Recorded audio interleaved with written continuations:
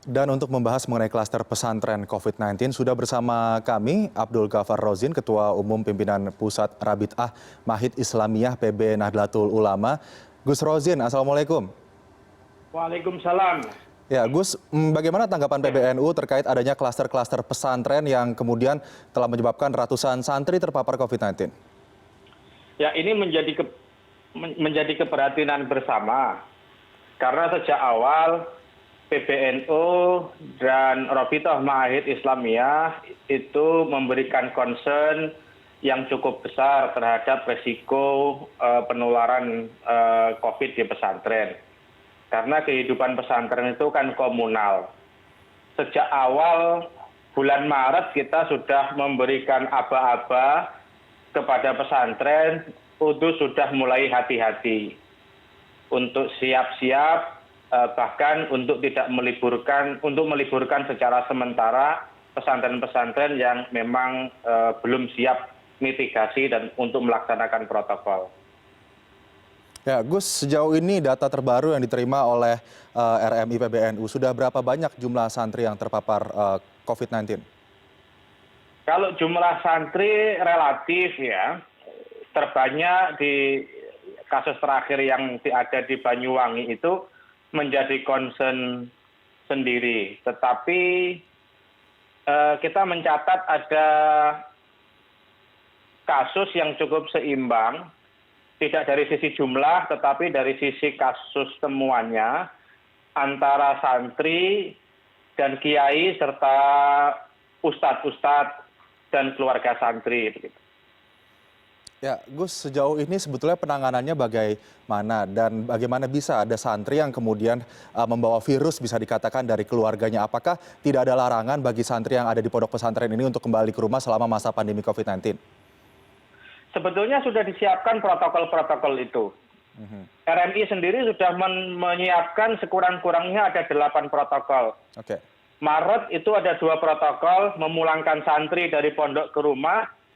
Kemudian setelah Lebaran kita mengeluarkan 6 protokol untuk menyiapkan para santri pulang dari rumah kembali ke pondok. Itu mulai dari menjelang keberangkatan, di perjalanan, ketika sampai, karantina, pasca karantina, bahkan kita menyiapkan protokol jika terjadi hal-hal yang tidak diinginkan. Tetapi memang pesantren itu kan bermacam-macam warnanya. Yang mempunyai awareness cukup tinggi, itu melaksanakan protokol ini dengan sangat berhati-hati. Dan pemulangan santri ini dilakukan secara bertahap. Ya.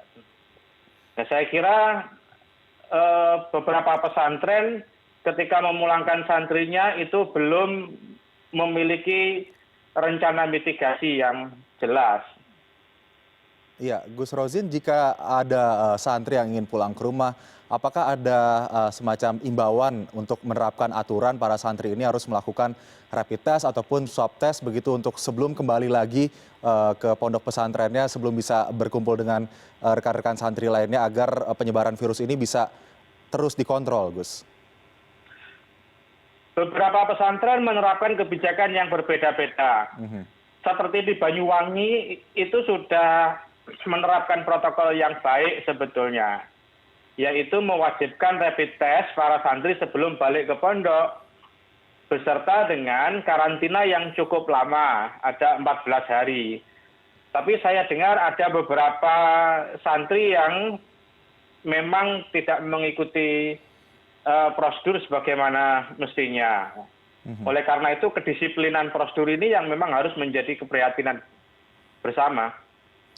Oke, untuk kemudian meminimalisir ketidakdisiplinan tersebut, apa kemudian yang dianjurkan oleh PBNU? Ada 2 hal. Satu, bagi pesantren itu mempersiapkan satgas, memiliki satgas yang cukup siap dan sigap untuk melaksanakan protokol, disertai dengan rencana mitigasi yang jelas, dan membuka komunikasi dengan dinas kesehatan setempat sebelum memulai menerima santri. Oke. Tetapi untuk pemerintah juga ada saran. Sampai sekarang saya belum melihat ada rencana mitigasi yang clear bagi pesantren. Padahal melalui SKB 4 Menteri yang revisi itu, pemerintah menerapkan kelonggaran bagi pesantren untuk mempercepat aktivasi kembali gitu. Jadi pemerintah sebetulnya bisa membantu pencegahan ini dengan membuat rencana mitigasi yang bisa menjadi standar semua Pemda-Pemda dan pesantren-pesantren.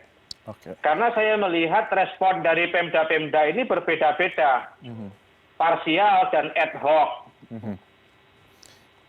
Baik, Gus Rozin, ini semoga apa yang Anda ucapkan sore hari ini bisa didengar oleh para pengurus pesantren dan juga termasuk pemerintah untuk kemudian tidak ada lagi klaster-klaster pondok pesantren yang terjadi dalam rangka memutus penyebaran COVID-19. Gus Rozin, terima kasih sudah bergabung bersama kami. Abdul Ghaffar Rozin, Ketua PPRMI PBNU. Terima kasih telah bergabung bersama CNN Indonesia. Selamat sore. Sore, Mas.